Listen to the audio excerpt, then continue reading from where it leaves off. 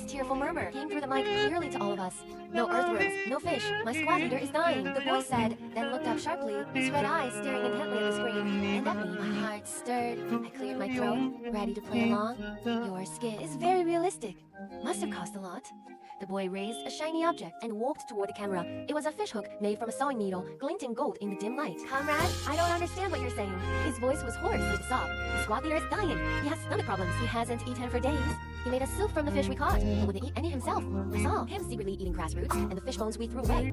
The boy's tears mixed with mud sliding down his face. He raised the fishhook higher, almost touching the screen. Please, trade this for some food. Anything. A handful of flour, acorn bread, anything to save the squad leader. My smile froze. This wasn't acting. No actor could fake such heartfelt despair. I frantically opened his. User info, IP address, Western Sichuan Grassland. Registration date 1936. My mind went blank. 1936, Western Sichuan Grassland. That's a long march. The live stream went completely silent. The viewers who were joking moments ago seemed choked, unable to utter a word. I stared at the young weathered face on the screen, my heart pounding.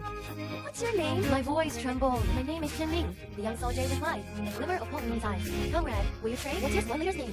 We all call him squad leader. His surname is Wan. Squad leader Wan. Golden Fishhook, Western Sichuan Grassland. My mind went boom. The elementary school text story vividly surfaced. Later, the squad leader who helped 3 sick young soldiers cross the grass, ate grass roots and fish bones himself, ultimately starved to death. And this young soldier, Yang Chen-ming, was likely one of those 3 saved soldiers. Oh my god, I remembered the test, the golden fishhook. So this is real. We connected to the past. Oh god, doesn't that mean his squad leader is about to die? The chat exploded. Everyone was stunned by this shocking revelation. A wave of helplessness gripped me. I knew history, I knew the outcome. I knew no matter how hard this young soldier Yang Chen-ming tried, his squad leader would still fall on this vast grass. And what could I do? Nothing. I could only watch a hero when my live stream marched toward his already destined death. Chen-ming, seeing me silent, the light in his eyes steamed again. He lowered his head and whispered, sorry, comrade, I know this fishhook isn't worth much, but I have nothing else. Chen-ming sobbed like a child who had done wrong. If you don't want to, I won't trade. Seeing him like that, my heart felt like it was being squeezed by a hand. It hurt so much I couldn't breathe. I opened my mouth to comfort him, but found my throat dry, unable to make a sound. Just then, on the live stream interface, a line suddenly appeared below the gift bar. Gifts from this stream will be converted into immediate supplies, but due to transmission loss, the rate isn't 100%. My eyes went wide. I got it. I really got it. I almost yelled. Chen-ming, don't give up. I've got it. You were startled, looking up blankly. The viewers saw the prompt too, and went wild. No way, really? Gifts and stuff. Streamer, try it. Whether it's real or not, just try it. Save him. Without thinking, I opened the gift list. The cheapest was cheer up for yuan. I kept descending with trembling fingers. Ding! Streamer Xianxia sent up cheer up +1. The next second, under everyone's gaze, a plum white steamed bun appeared in the muddy water at Chen-ming's feet. It was still steaming. The whole stream fell silent. Chen-ming stared at it as if he couldn't believe his eyes. He slowly crouched down, reaching out a trembling hand to touch it carefully. It's warm. It's soft. It's real. Food. It's food, he muttered, then grabbed it like it was the world's greatest treasure. Tears burst from his eyes without warning. He didn't eat it. Instead, he wrapped the muddy bun in his worn-out uniform, layer by layer, and tucked it tightly into his chest. Squad leader, there's food. Squad leader can be saved. He looked up at the camera with a smile uglier than crying. Thank you, comrade. Thank you. Then he gave me a solemn military salute. At that moment, I started crying too. The stream was full of sobs. I'm broken, he's starving, and his first thought is the squad leader. But don't just stand there. Send gifts to feed the little hero and his squad leader. User rabbit lover sent a sports car. 1. Ding. User keep going duck. Center bucket +1. Gift effect flooded the screen. Beside Chen-ming, food started raining down out of thin air. Buns, bread, compressed biscuits, cans, even a few bottles of water. Soon, a small mountain piled up at his feet. Chen-ming was stunned. He looked at the food helplessly, stammering. This is too much, comrades. We can't take this much. He tried to push it away, but didn't know where to start. I have nothing to trade. I quickly said, Chen-ming, this is all for you. Take it. For you and your comrades. For the squad leader. Aren't you all in the same company? Everyone must be starving. More food means more lives saved. Chen-ming froze. He looked at the food, then back into the distance. Finally, he nodded firmly, eyes red. On behalf of the whole company, thank you. Xi Fing started looking up, but a bigger problem emerged. The squad leader wasn't just hungry, he had a severe stomach illness. In the marsh, eating unclean things or drinking swamp water easily causes deadly diseases. Even with food, a weak stomach can absorb it. Just as everyone was at a loss, the special ID entered the stream. Dragon Soul. It had a golden, verified national medal badge. Everyone gasped. National medal. Which veteran is this? Oh my god, am I watching a stream with a historical figure? Before we could react, a private message popped out from Dragon Soul. Young man, I'm Qin Zhenguo. My mind went blank. The founding general who survived the long march, the legendary General Qin. He was watching my stream. My palms were sweating. I quickly replied, hello General Qin, don't be formal. His words carried undeniable authority. I crawled out of that march too. I know what they need. Food isn't the solution. They need medicine, specifically for gastroenteritis and dysentery. Less clean water. The marsh water is toxic. His words hit me. I immediately shouted in the stream, "Everyone listen, stop sending food. We need medicine for stomach issues and clean water." The viewers responded instantly. Right, WWII I need powder, saline for dehydration, and water purification tablets. Most important. So new gifts flooded the screen. This time, instead of food, medicine appeared beside Chen bottles of water purification tablets. Like you could tell Chen these are medicine, take them back to the ode. Squad leader and sick comrades use them. And these tablets purify water? Chen didn't understand, but he trusted me completely. He nodded firmly and carefully packed the medicine and tablets. "Comrade, I'm heading back. Wait for me." He carried the heavy supplies and stumbled toward camp. Watching him disappear into the grass, everyone was anxious. Time passed. The live stream's audience grew. Hundreds to thousands to tens of thousands. Links are connected to the Lone March station. News spread online like a virus. Countless people flooded in to witness this miracle across time. Waiting was torture, just as we lost patience. An old excited voice echoed through General Chin's mic. I saw the National Historical Archive's latest report. A file about the troops crossing the grassland changed. A white-haired historian waved documents at General Chin's camera.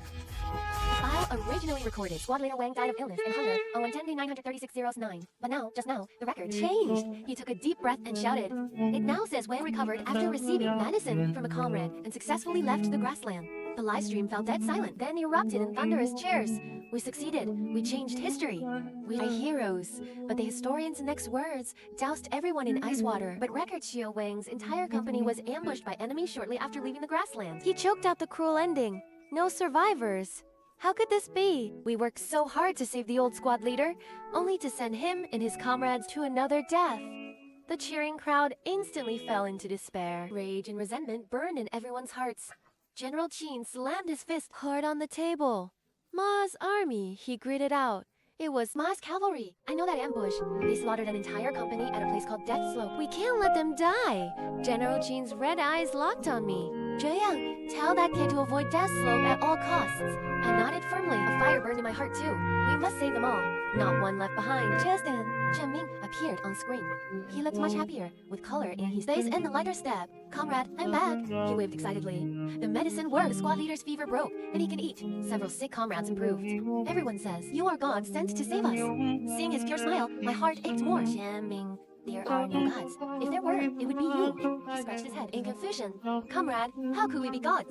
I held back my emotions and said seriously, "Chen Ming, listen, this is more important than your life." He froze, then stood straight. "Comrade, give orders." "Are you going to a place called Death Slope?" Chen Ming looked surprised. "Comrade, how did you know?" "That's the way to our next camp. Don't go." I almost yelled. "Enemy ambush. You'll all die." His face went pale. "Ambush? Impossible. Our scouts just reported it's safe. Trust me." I stared at him. "Enemy cavalry is hiding behind the slope. Once you pass, they'll attack." Shock and hesitation filled his eyes. This was beyond his understanding. A stranger through a strange mirror, giving military intel. Who would believe it? The live stream audience panicked. "Kid, trust him. It's your whole company's lives. We're not lying." General Qin's voice boomed again, dignified and heavy. "Kid, I'm Qin Zhengao, a former soldier. I swear on my honor. Zhou Yang is telling the truth. Death Slope is your grave." Hearing the name, Chen Ming's thing body jolted. "General Qin?" he stammered. "The greatest general." "Yes." Chen Ming's eyes filled with awe and trust. To these young soldiers, Qin Zhenguo was a legend of faith. "Yes, General, I understand. I'll report it now, sir. We won't take that slope." Chen Ming saluted again and turned to run. "Wait," I stopped him. "No that slope. Any other way?" Chen Ming shook his head. "A detour. 2 extra days through a swamp. Our food won't last." "New problem. Death slope is death. Swamp is starvation. A dead end. Food. We'll send them food. Enough for half a month." The viewers caught on. A new wave of gifts started, but this time things changed. No matter how many gifts, the supplies didn't increase. A ready warning appeared below the time-space text. Warning: time-space paradox. Index critical. Material transmission channel closed. My heart sank. No more sending. We've hit the limit. The system coldly explained. Direct material transmission alters past physics, risking uncontrollable chain reactions and time-space collapse. Our actions were already playing with fire. I told the viewers. Despair spread again. How? Is there really no way? God, are you mocking us? Giving hope and snatching it away. General Qin fell silent.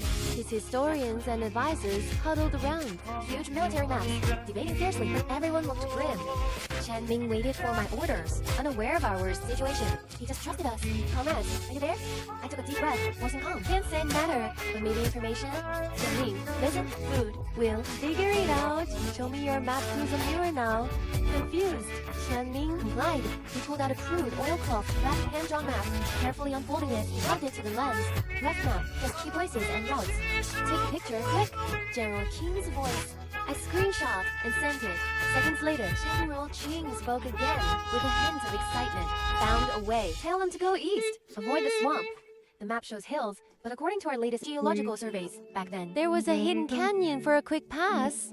Even the enemy didn't know it. It's safe, but General Qing's tone dropped. No water, tougher terrain, more energy drain. Without enough food, they won't make it. Back to square one. The core of everything is still food, and we're bound by that damn time-space law. Just as everyone fell in despair, an unexpected person sent a comment. The platform super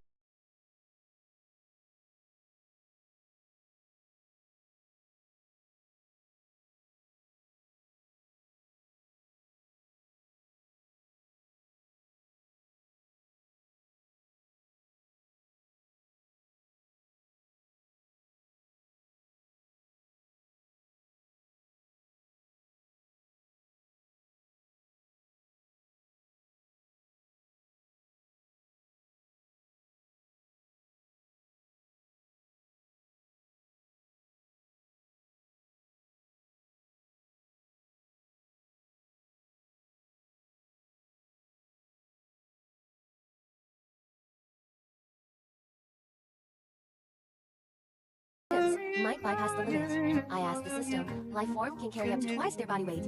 High risk, but the supplies are attached to the life form's energy field, reducing Dart's impact on time-space. So it's not completely forbidden. It can work. It can really work. I excitedly announced it, but a new problem arose. Again? Who goes? This is nearly a suicide mission. Who'd risk it for strangers from 80 years ago? The chat went silent. Everyone could donate or give ideas.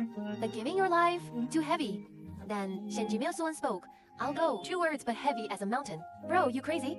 Shenji, don't. This is deadly. Shenji Miaosuan started a video call on my stream. A man appeared, looking around 30, in a sharp suit, in a luxury office. He was Xiuxian. Shenji Miaosuan, real name Qian, WNTao, chairman of a listed company. Xiuxian. He looked at me, calm and firm. My grandpa was in the Long March. His biggest regret was not saving more comrades. He always said his life was bought by over a dozen others. Now I can repay that debt. He smiled, casually. I've made enough money, trading my life for a hero's squad. What is it? Tell the system I'm in. How much? Name your price. I looked at him, speechless. I never thought this cynical rich guy had such guts. I asked the system the cost for sending a person. Targeted time jump service, 10 billion. I said the astronomical number. Xianxia didn't even blink. No problem. I'll have finance transfer now. He looked at Chen Ming on screen. Softly, tell that kid. Reinforcements are coming. The 10 billion arrived in the platform's account within 10 minutes. Tia was ready. He changed into professional hiking gear with 2 huge backpacks full of high-energy food, medicine, water, purifiers, and even powerful walkie-talkies. Zhou Yang told him they had a 20 kilometers range to give to scouts to avoid danger. And this, he held up a flare gun. If extreme danger, fire it. I also hit. So thoughtful. I relayed everything to Chen Ming, who was stunned. Finally, he nodded perfect. Yes, hotel the Yuan. Everything ready? I took a deep breath and ordered the system. Initiate, target is time jump. Target Xianhuan. Destination, yes. 1936, Western Sichuan grasslands. Chen Ming's location. Feed adapted. Building time tunnel. Warning. Severe time storm detected. Success rate dropped to 0.1%. Continue? My heart was in my throat. Xianhuan smiled at me through the video. Continue. He said calmly. I gritted my teeth and clicked yes. The next second, his figure was swallowed by a blinding white light. My stream went dark from the energy surge. Connection lost, the call system voice announced. It was over. Everything was over. I collapsed in my chair, drenched in cold sweat. Millions of viewers were dead silent. No one knew if Qin succeeded or vanished in the time rift. Did we change history or create a bigger tragedy? No one knew. For the next week, I couldn't eat or sleep. I shut down the stream, refused all media interviews, just stared at the black screen recording. I frantically searched all time theory data, contacted dozens of physicists. The answer was always despair. Shenji Miaosuan Tian WNTao, along with his 10 billion, had vanished from the world. Online news about him was everywhere. Some said he fled with the money. Some said kidnapped. Only I and the millions of viewers knew where he went. But we couldn't tell. It was a secret that couldn't be made public. General King contacted me once. He said the state had set up a top-level secret investigation team hunting for Qian and the 10 billion. Meanwhile, the history archives were monitoring all Long March records 24/7. But a week passed and nothing happened. History was stagnant. Everyone started leaning toward the worst outcome. Gene's transfer failed. He and all his hope turned to cosmic dust. I felt unprecedented despair and guilt. If he died, I was the murderer. Just as the guilt was crushing me, my phone rang. It was Qin, the old general. His voice was unusually excited, even trembling. Zhu, hurry! I turned on the TV to the national news channel. An urgent report was playing. Breaking news. RR killed its oak team. Found an unrecorded Long March campsite in western Sichuan. The scene cut to the dig site. Archaeologists were carefully excavating. A close-up showed a metal lunchbox cleaned from the soil. On its lid was engraved, "To our dearest heroes." Wen Tao, tears streamed down my face. He did it. He actually did it. The news continued. They also found a precious war diary. The owner's name was Chen Ming. An elderly expert in white gloves carefully opened a yellowed notebook. According to the diary, the trapped company, after receiving help from a man from the feud named Chen Wentao, successfully left the grassland. He brought them ample supplies and medicine, planned a safe route, and used long-distance communication devices to help them evade enemy encirclements. The diary ended with Chen Ming writing. The expert paused, voice choked, when Chen left. He said he had to return to his time. We don't know what the future holds, but we know for Brother Qian and people like him to have a good life, or sacrifice is worth it. The decided to rename our company the Future Company in his honor. At the press conference, cameras flashed. The spokesperson cleared his throat. According to historical research, the Future Company's structure was preserved after leaving the grassland. They performed heroically in later battles, becoming a legendary unit. The old squad leader Wen Xingguang became an excellent commander, died in battle, and was posthumously awarded top combat hero. Chen Ming lost his left arm but fought on until liberation. After 1949, he contributed to national construction and died in 1990. As for Comrade Wen Wentao, the spokesperson paused, looking pained. According to the memoirs of surviving Future Company veterans, after guiding them out of the grassland, he bid farewell and walked alone into the grassland, never to be seen again. We speculate he ran out of energy to return and rest forever on the land he saved. My heart, the news ended. I turned off the television and collapsed on the sofa, conflicted. We succeeded. We saved an entire company of heroes. But Chen Wenhao, the man who used 100 million in his life to write out history, was left in the past. Is this really the best ending? Just then, my doorbell rang. I opened the door. Several men in black suits stood outside. The leader showed his ID, National Special Incident Investigation Unit. Mr. Zhou Yang, can we talk inside? I listened. The leader nodded straight to the point. Mr. Zhou, regarding Chen Wentao, we have basically understood the situation. Today, we'd like your help again. What help? We want you to do another live broadcast. I was stunned. Connect with who? The connection is broken. I can't reach them anymore. No, the man shook his head, eyes sharp. Not the past. We want you to connect to the future. Connect to the future? I thought I misheard. Our top research team studied your broadcast data, and that in the space-time channel isn't fully closed, just in hibernation. Theoretically, enough energy can reactivate it. We can send anything to the past, and we collapse our timeline. But receiving information from the future might be possible. His words sounded like science fiction. I asked, puzzled, why do this? To find him and Tao. The man replied, we have reason to believe he's not dead. A meticulous man like him would have a backup plan. We speculated he used his remaining energy to jump to a future time point. If we can contact the future and find him, we might bring him back. My heart raced again. Bringing Chen Wentao back, this thought ignited a fire in my heart. What do eyes need to do? Same as before, a live broadcast. The man handed me a new phone. We'll provide all the energy support. Just start the broadcast as usual and wait. Wait for what? For a live connection request from the future. 3 days later, under state arrangements, I started the broadcast again. This time, the location was a huge future-sea spherical building, the WWII I Space-Time Technology Research Center. In front of me, no longer just a simple computer and camera, but a complex platform of countless precision instruments. The live signal will be amplified billions of times and shot into unknown space-time. Comrade Tao Yang, are you ready? The commander's voice came through the earpiece. I took a deep breath and nodded. The live broadcast began. The screen lit up and my face appeared. This time, no audience, no comments, only a void of darkness. I sat there waiting silently. 1 hour, 2 hours, time seemed frozen. Just as I thought this attempt would fail, a sound rang out in the empty hall without warning. Ding! Received a cross-time connection request from a future era. Accept. Everyone held their breath. The commander's voice trembled with a hint of sorrow. Accept. I pressed the accept button. The screen flickered and an image emerged. It was a bright and quiet hospital room. An old man with green hair, but a sharp spirit in bed, smiling at me. His face still showed traces of youthful handsomeness. Despite decades of years, I broke attentive instantly. Xianhuan, streamer Zhao Yang. He smiled, his voice weak but full of energy. Long time no see. I opened my mouth, unable to say a word. He's alive, he's really alive. Surprised, Xianhuan seemed to read my mind. I did plan to stay there, but I always like to have a backup. Before departure, I predicted the chance of return was slim, so at the final moment when energy ran out, I didn't give up. Instead, I used the radio pitch and extremely weak but regular signal frequency in the noise of space-time turbulence. It was a gamble. I bet it was a beacon from the future. I poured all remaining energy into a blind second jump. I won the bet and ended up here. Where is here? I asked urgently. An era 100 years more advanced than ours. Tian Wentao's eyes were complex. I've lived here for 60 years. They knew I'm dying. Tian Wentao interrupted me. His tone calm. My body suffered irreversible damage from the time travel. Living this long is already a miracle. By the way, I sent this signal not for rescue. I just wanted to see my homeland one last time before I die and say thank you. Thank you for not forgetting me. Tian Wentao's funeral was a week later, held at a highest dinner. Though he lived in our era for only 30 years, he was posthumously awarded as a hero across time and space. Half his ashes were buried in a hero cemetery. The other half I personally scattered on the Sichuan grasslands, the land he once fought for and deeply loved. My streaming career also reached its peak. I became the hottest streamer nationwide. My channel became a fixed classroom for patriotic education. I often connected with special people, soldiers guarding borders, unsung researchers, Olympic athletes winning glory for the country. But everyone knew who I most wanted to connect with. Another national day. I sat in my studio as usual. For the last connection slot, I reserved it for that special ID. Little soldier on the grassland. That ID never lit up again over the years. We knew we could never go back. History had reached its best ending. We shouldn't disturb it. It became a ritual, a commemoration. I was about to end the stream amid regrets as usual, when that gray avatar suddenly flickered. Ding, little soldier on the grassland sent you a connection request. Your mind went blank. In the command center, everyone stood up in shock. Commander's voice came through the earpiece, full of shock and confusion. How?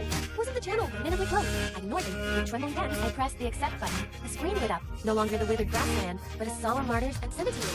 A young man in a faded old military uniform stood before tombstone. His posture straight. He turned and looked at me, flashing a bright smile. Comrade Chenming, long time no see. You are stammered. We are all fine. Chenming's smile held a relief I couldn't understand. He completed our mission. He pointed at the tombstone behind him. Now we've come to see an old friend. I followed his gaze. The name on the tombstone was clear. Tian Wentao. We haven't forgotten him, Chenming said. Everyone in our future company remembers him. Today, thanks to a technology brother Tian developed in the future, we old timers can come back once, specifically to say goodbye to him. Goodbye? Yes, Chenming nodded. Our time's up. His figure starts to fade, and the cemetery behind him ripples like water. Comrades, thank you. See the future you died for. Tell us if it's good. Watching him vanish, those young, resolute faces. I couldn't hold back tears. I stood, faced the camera, that fading time, and saluted with all my might. A perfect salute. Report to our forebears. The land stands, the people thrive. This prosperity is as you wished. Chenming smiled, radiant. His figure, and the entire spirit company behind him, under the bright sun, turned into specks of golden light, vanishing in the wind. The live stream froze on the nameless tombstone. On it lived fish hook bent from a sewing needle, shimmering with an eternal golden light.